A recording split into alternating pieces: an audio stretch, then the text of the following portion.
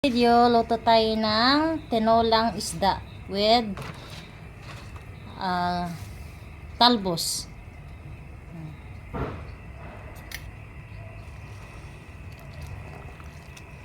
With talbos yan mga sis.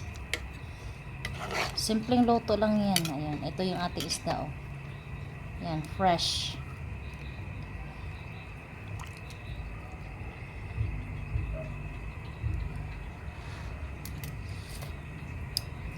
Ayan.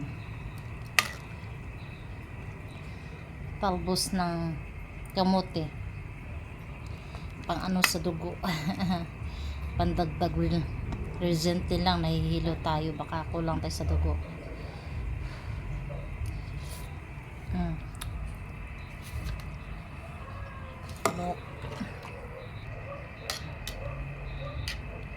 Simple lang. Parang ganito lang kung magluto. Yan, halo lang natin sili, sibuyas, kamatis, tapos talbos, yun na. That's it for today's video. Don't forget to follow. Bye!